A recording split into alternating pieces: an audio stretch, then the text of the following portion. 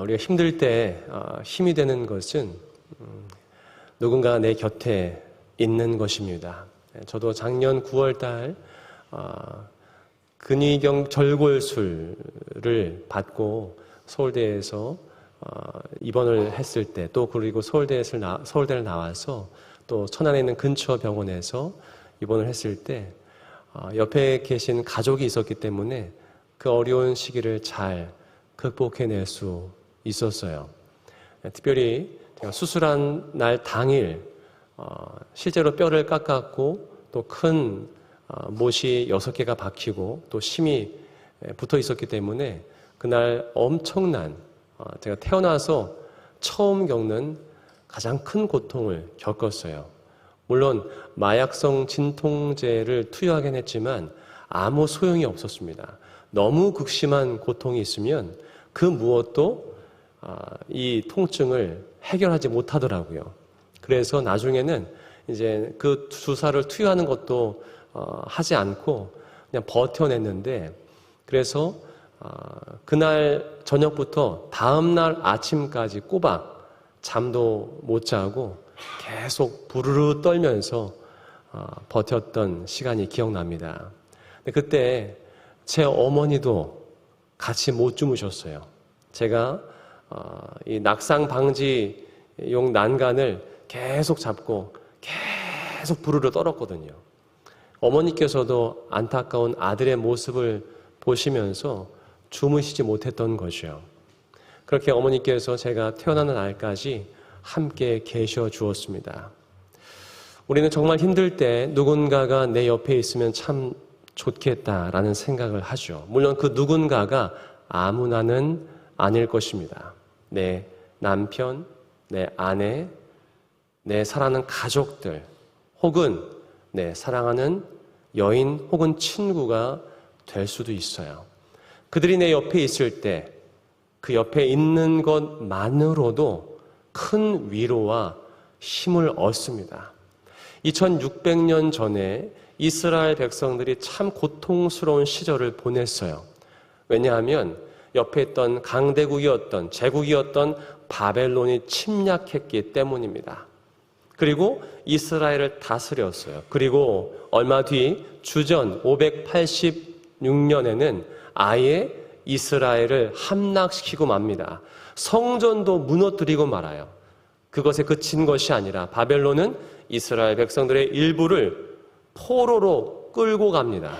이스라엘 백성들은 이제 바벨론이라는 타국에서 노예 생활을 해야만 했었어요. 그때 이스라엘 백성들은 몹시 고통스러워했고 두려워했습니다. 우리가 믿던 하나님은 과연 어디 계신가? 과연 하나님은 계시기나 한 것일까? 우리가 이렇게 고통스러운데, 이렇게 어려운데, 힘든데 하나님은 무엇을 하고 계십니까? 우리를 버리신 것입니까? 이제 앞으로 우리는 어떻게 되는 것이? 라며 두려워하였고 고통스러워했습니다. 그때 하나님께서는 이사야를 통해서 이스라엘 백성들에게 이렇게 말씀해 주시는 거예요. 야곱아, 너를 창조하신 여호와께서 지금 말씀하시느니라. 이스라엘아, 너를 지으신 이가 말씀하시느니라. 너는 두려워하지 말라. 내가 너를 구속하였고 내가 너를 지명하여 불렀나니 너는 내 것이라. 하나님께서 결코 그들과 함께 하시고 계시고 떠나지 않고 있다는 약속을 말씀해 주시는 거예요. 내가 너희와 함께 할 테니 너희는 두려워하지 않아도 돼. 나는 결코 너희를 버리지 않을 거야. 내가 너와 함께 있어. 라고 약속해 주시는 거죠. 너는 내 것이야. 내 것인데 어떻게 너를 버릴 수 있겠니? 라고 말씀해 주시는 거예요. 그러면서 이어서 하시는 말씀이 오늘 우리가 읽었던 본문의 말씀, 이사야 43장 11절의 말씀입니다. 함께 읽겠습니다. 시작. 나 곧 나는 여호와라. 나 외에 구원자가 없느니라. 아멘. 하나님께서 자신을 다시 한번 알려주세요. 나 곧 나는 여호와라. 이것을 히브리어로 표현하면 이렇습니다. 히브리어는 오른쪽에서 왼쪽으로 있습니다. 그래서 아노키 아노키 야훼라고 말씀해 주시는 거예요. 아노키는 나는 이란 뜻입니다. 그래서 이걸 직역하면 나는 여호와야. 나는 여호와야. 아노키 야훼라고 알려주세요. 이 말씀을 읽으면서 드라마의 한 장면이 떠올랐어요. 나 김필수야.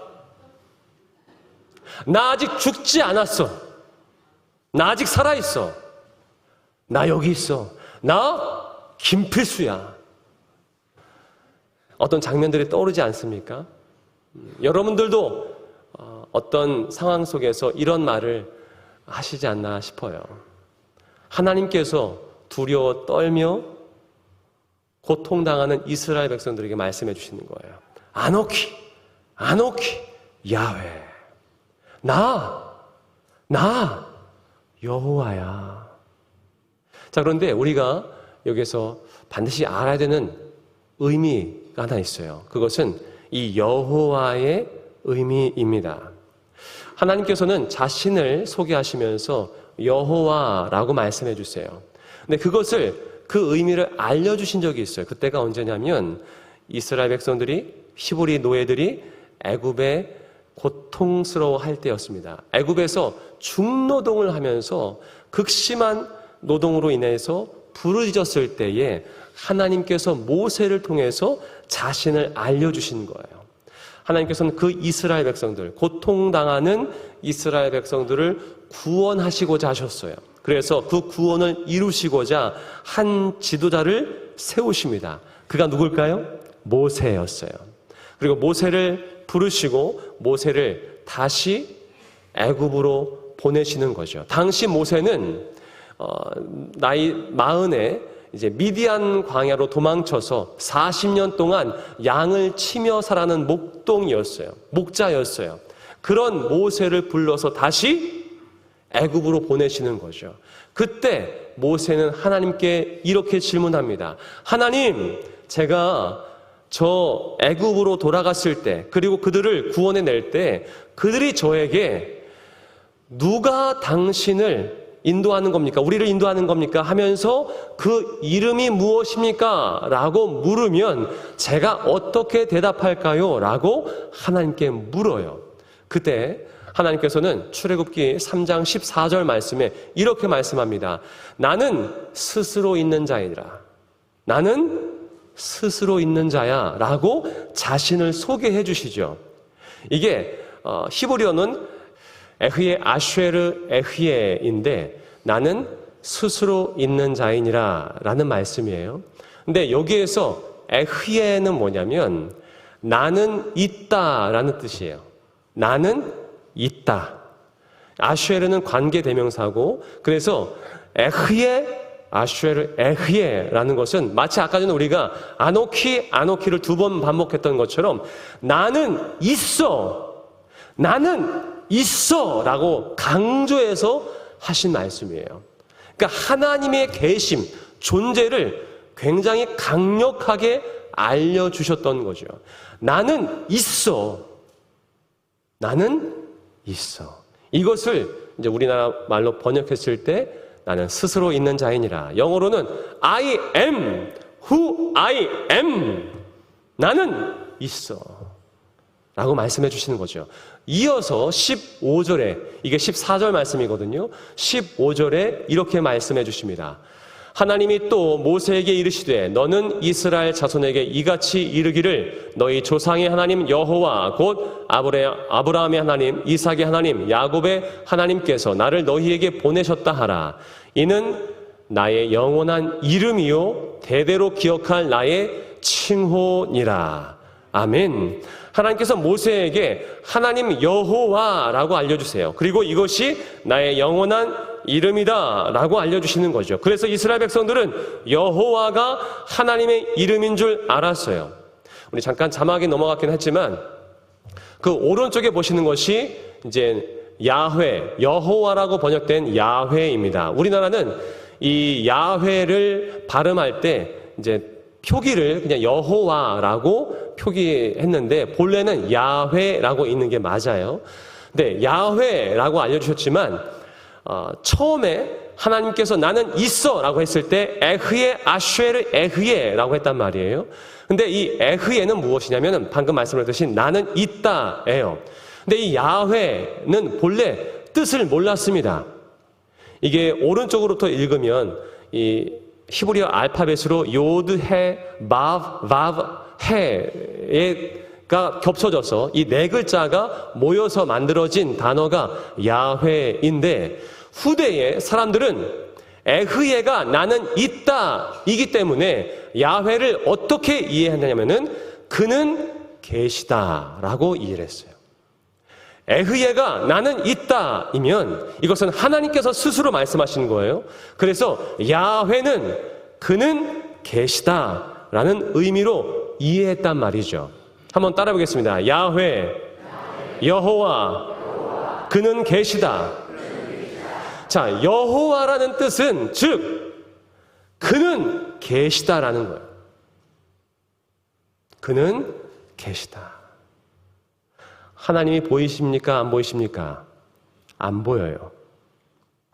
하나님은 보이지 않지만 분명히 계시다는 거예요. 모세에게 나타나셔서 에흐예 아쉐르 에흐예 나는 있어. 나는 지금 있어. 여기 있어. 난 스스로 있는 자야. 라고 분명히 하나님이 계심을 알려주시는 거죠. 그리고서 이스라엘 백성들에게 여호와라 부르게 하십니다. 그는 계시다라는 거죠. 그는 계시다. 다시 한번 따라해 볼까요? 그는 계시다. 하나님은 계시다. 아멘. 그래서 오늘 이사야 43장에서 고통당하고 두려워 떨며 불안해하는 이스라엘 백성들에게 나는 여호와야 라고 알려주시는 거예요. 오늘 우리가 읽은 본문의 말씀 다시 한번 읽어보겠습니다. 시작. 나 곧 나는 여호와라. 나 외에 구원자가 없느니라. 내가 알려주었으며 구원하였으며 보였고 너희 중에 다른 신이 없었나니 그러므로 너희는 나의 증인이요 나는 하나님이니라. 여호와의 말씀이니라. 아멘. 자, 아노키 야훼. 나는 여호와라. 자, 여호와가 무슨 뜻이라고 했습니까? 그는 계시다. 즉, 나 여기 있어. 이스라엘이 멸망했다고 해서 성전이 무너졌다고 해서 내가 사라진 것이 아니야. 너희가 지금 포로로 끌려갔다고 해서 내가 너희와 함께하지 않는 것이 아니야. 나 지금 여기 있어. 나는 분명히 있어. 라고 자신을 알려주시는 거죠. 그러면서 이스라엘 백성들에게 요청하시는 거예요. 너는 내가 존재한다는 것을, 나 하나님이 계시다는 것을 너희가 증인으로서 살아가야 돼. 너희가 나의 존재의 증인이 되어줘야 돼. 라고 말씀해 주시고 요청하는 거예요. 하나님은 이후에 이스라엘 백성들을 다시금 그 가나안 땅으로 인도해 주십니다. 고레스 황제를 통해서, 페르시아를 통해서 다시금 이스라엘 백성들, 포로로 끌려갔던 그 이스라엘 백성들이 고향으로 돌아올 수 있도록 인도해 주세요. 그리고 이스라엘 백성들은 하나님의 증인으로 살아가시오. 2000년 전에 예수님께서 십자가에서 죽으셨습니다. 예수님께서 십자가에 죽으셨을 때 모든 제자들은 요한을 제외하고 다 도망갔어요. 그리고 자신들도 잡혀 죽을까봐 숨어 지냈습니다. 두려워했어요. 그런 제자들에게 예수님은 다시 나타나 주셨고 만나 주셨죠. 근데 제자들을 만나 주셨을 때 제자 무리 중에서 한 명이 빠져 있었어요. 디두모라 하는 도마가 그 자리에 없었습니다. 이후에 제자들과 도마가 다시 만납니다. 제자들이 그때 그 자리에 없었던 도마에게 이야기하는 거예요. 도마야, 예수님이 부활하셨어. 우리가 만났어. 라고 제자들이 다 알려주는 거예요. 도마가 믿었을까요? 못 믿습니다. 모든 제자들, 특히 예수님을 만났던 제자들이 이구동성으로 예수님 부활하신 거 맞아, 우리가 봤어 라고 했음에도 도마는 믿지 못합니다. 여러분, 만약에 제가 지난달에 장례를 마치고 화장까지 하고 안치까지 마친 한 성도님을, 이제 주님 품에 안겨 계신 그 성도님을 어제 점심 때 같이 만나서 점심을 먹었다라고 하면 여러분들 믿으시겠습니까? 믿는 것처럼 저를 바라보시는 것 같아요. 말이 안 되는 얘기죠. 만약에 그 얘기를 저와 모든 목사님들이 함께, 아니에요, 우리가 어제 한 달 전에 소천하신, 이미 화장까지 되신 그분을 우리가 어제 만나서 같이 점심을 먹었어요 라고 모든 목사님들이 다 같이 나와서 얘기한다고 했을 때 여러분 믿으시겠어요? 믿는 게 이상한 거죠. 그렇지 않습니까? 아무리 이천문 목사님, 박혜성 목사님, 온문수 목사님, 또 육성한 목사님, 장명훈 목사님 같이, 우리가 만났다니까요. 한 달 전에 돌아가신, 지금 저 납골당에 안치되신 그분을 어제 같이 만나서 점심 먹었다니까요. 못 믿죠. 도마도 못 믿었어요. 왜냐하면 죽은 자가 부활하는 것은 불가능한 일이기 때문입니다. 도마가 믿지 못하는 것은 어떻게 보면 당연한 일일 수 있어요. 그래서 어느 날 예수님께서 제자들이 모인 곳에 다시 나타나십니다. 그 자리에 도마도 있었어요. 그 장면이 요한복음 20장 26절과 27절에 나와 있는데 다 같이 한번 읽어보겠습니다. 시작. 여드레를 지나서 제자들이 다시 집 안에 있을 때에 도마도 함께 있고 문들이 닫혔는데 예수께서 오사 가운데 서서 이르시되 너희에게 평강이 있을지어다 하시고 도마에게 이르시되. 아멘.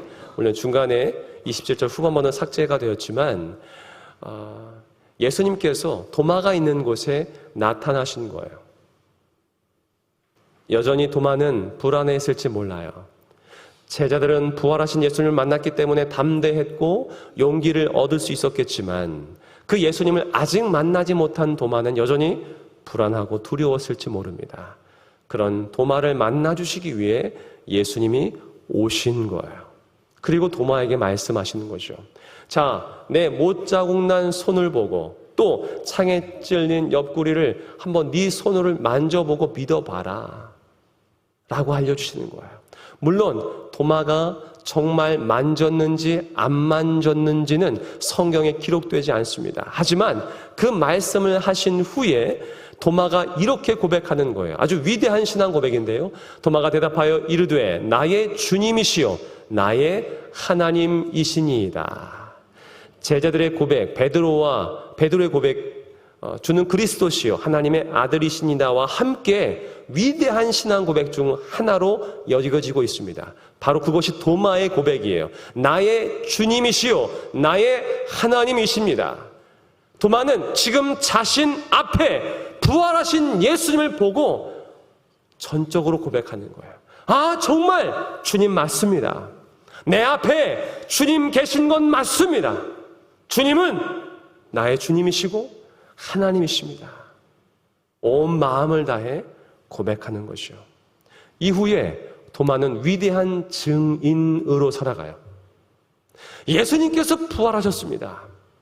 예수님께서 우리와 함께 하셨습니다. 예수님은 살아계신 하나님이십니다. 라면서 증인으로 살아갑니다. 그래서 이후에 예루살렘을 떠나 나중에 저 중동 페르시아까지 가서 복음을 전해요. 거기서 그치는 것이 아니라 인도까지 가서 복음을 전했다는 것이 초대교회의 전승입니다. 아주 굉장히 타당한 전승이라고 해요. 살아계신, 다시 살아나신 예수님을 만나서 그 살아계신 예수님의 증인으로 살아갔다는 것이지요. 여러분, 하나님은 계십니까? 안 계십니까? 물론 어떤 분들은 이런 얘기를 해요. 하나님이 계시다면 왜 내 삶이 여전히 어려움 속에 있습니까? 내가 예수님을 잘 믿기 위해서 열심히 교회를 다니고 있는데 왜 내 삶은 녹록치 않은 것입니까? 왜 여전히 나는 아프고 힘들고 내 가족은 왜 지금까지 계속해서 어려움을 당해야 되는 것입니까? 라고 묻는 분들이 계세요.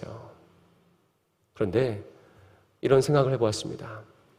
어떤 역사가 이루어지기 위해서는 먼저 주님이 그곳에 오셔야 되는 거예요. 가장 첫 번째 단계는 주님이 우리에게 오시는 거죠. 지금 주님이 내 앞에 계심을 믿는 것이 가장 첫 번째 단계인 것입니다. 그래서 두려워하고 있었던 바벨론에서 포로가 되어서 고통당하던 이스라엘 백성들에게 말씀해 주시는 거예요. 나 여기 있어. 그때부터가 시작인 거죠. 회복의 시작인 것입니다. 여전히 다른 제자들은 예수님을 만나서 담대해졌지만 두려워 떨며 예수님의 살아계심을 부인했던 도마에게 예수님이 찾아오신 거예요. 도마 앞에 계셔 주신 것이지. 그것이 첫 번째 단계인 것이죠. 하지만 그럼에도 불구하고 주님의 살아계심을 모른 채 여전히 하나님께서는 우리를 사랑해 주시고 계시고 우리의 걸음걸음을 인도해 주시고 계시지만 그거를 모른 채 살아가는 사람들이 안타까웠던 하나님은 하나님의 사람들을 통해서 이렇게 말씀해 주십니다. 특별히 그 이스라엘 백성들, 하나님이 어디 계시냐? 과연 하나님께서 우리를 인도해 주시는 거냐? 라고 하는 백성들에게 이렇게 다그치세요. 눈이 있어도 보지 못하고 귀가 있어도 듣지 못하는 백성을 이끌어내라.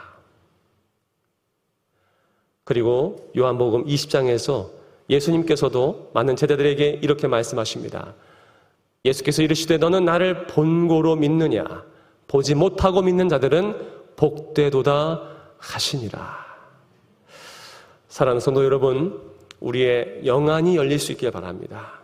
지금 나와 함께 하시는 하나님이 믿음으로 보여질 수 있길 바랍니다. 또 지금 나에게 말씀해 주시는 그 주님의 음성을 마음으로 들을 수 있기를 바랍니다. 우리가 읽는 말씀을 통해 또한 이 강단에서 선포되어지는 말씀을 통해 지금 나에게 주시는 주님의 음성이 들려지기를 주님의 이름으로 축복합니다. 나태주 시인이라고 아시죠? 우리 공주에서 평생 사시는 분인데 이제 교장 선생님으로 재직하다가 이제 은퇴를 하시고 이제 시인으로서 글을 많이 쓰고 계십니다. 그 나태주 시인이 쓴 글과 또 했던 말들을 엮어서 만든 책이 너를 아끼며 살아라라는 책이에요. 거기에 한 토막으로 우리 곁에 사랑이 있다라는 글이 있는데 제가 한번 읽어드리겠습니다. 삶이 너무 힘들어서 지금 어두운 길을 걷고 있다는 생각이 들 때가 있습니다. 그럴 때 한번 이런 생각을 해보면 어떨까요? 나는 얼마나 많은 사람으로부터 사랑을 받고 살았는가? 그 사랑이 반드시 클 필요는 없어요. 어제 만난 사람이 오늘 만나 밥은 먹었냐고 물었을 때 그것도 사랑입니다. 처음 만난 사람이 떨어진 물건을 주워줬을 때 그 작은 친절도 사랑입니다. 그 사랑이 지금 우리 곁에 있습니다. 내일도 모레도 있을 예정입니다. 단지 우리가 모르고 지나갈 뿐이랍니다. 여러분, 하나님께서는요, 하나님의 사람들을 통해 또 저 햇살과 바람과 또 들판의 꽃들, 나뭇잎들, 수많은 방법을 통해서 우리에게 사랑한다고 속삭이십니다. 또 옆에 있는 성도들을 통해서, 또 가족들을 통해서 또 우리를 사랑한다고, 또 나는 너희와 함께하고 있다고 알려주고 계세요. 또 이렇게 예배를 통해, 또 믿음의 공동체를 통해서, 믿음의 모임을 통해서 계속해서 우리에게 사랑을 베풀어 주시고 계십니다. 단지 우리는 모르고 지나칠 뿐인 거죠. 말씀을 준비하면서 설교 제목을 그는 계십니다 라고 정했습니다. 그것이 여호와에 담겨진 의미라고 말씀드렸어요. 그는 계십니다. 그런데 당신 곁에, 여러분 곁에 계심을 잊지 않으시고 지금도 주님께서 여러분들에게 다양한 방법으로 또 주님의 방법으로 사랑하고 계심을 또한 회복시켜 주고 계심을 믿음의 눈으로 바라볼 수 있기를 주님의 이름으로 축복합니다. 말씀을 준비하면서 한 찬양이 다시 떠올랐어요. 우리 지난날에도 불렀던 찬양입니다. 내 이름 아시죠? 라는 찬양이에요. 그 찬양의 가사 중에 이런 가사가 있습니다. 그는 내 아버지, 난 그의 소유. 내가 어딜 가든지 날 떠나지 않죠. 하나님은 항상 우리를 떠나지 아니하시고 우리 곁에 계십니다. 그 고백을 담아서 함께 찬양하겠습니다.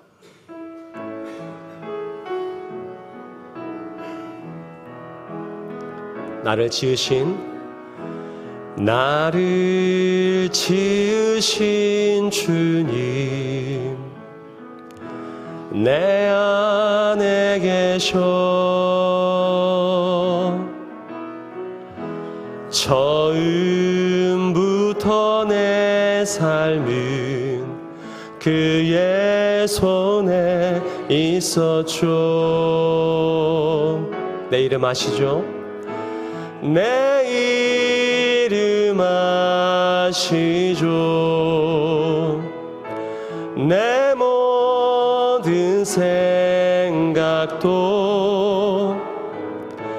내 흐르는 눈물 그가 닦아주셨죠. 그는 내 아버지, 그는 내 아버지, 난 그의 소유. 내가 어딜 가든지 날 떠나지 않죠. 다시 한번 고백합니다. 그는 내 아버지, 그는 내 아버지, 난 그의 소유. 내가 어딜 가든지 날 떠나지 않죠. 내 이름 아시죠? 내 모든 생각도 아바라 부를 때 그가 들으시죠. 내 이름 아시죠? 내 이름 아시죠? 내 모든 생각도 아바라 부를 때 그가 들으시죠. 하나님, 누군가 함께 있어도 외로울 수밖에 없는 사람들이 있습니다. 여전히 질병 때문에 또 여러 가지 경제적인 이유 때문에 또 남모를 상처 때문에 고통당하고 있는 하나님의 자녀들이 있습니다. 하나님, 그들에게 말씀해 주옵소서. 내가 여기 있어. 나 여호와가 너와 함께 있어. 나 여기 있어. 라고 말씀해 주시고 결코 떠나지 않겠다 말씀해 주옵소서. 주님이 우리와 함께 계시면 우리가 다시금 그 자리에서 일어날 줄 믿습니다. 주님이 함께 계시기에 다시금 일어서서 주님의 증인으로 살아가는 우리 모두가 되게 도와주옵소서. 예수 그리스도의 이름으로 기도하옵나이다. 아멘.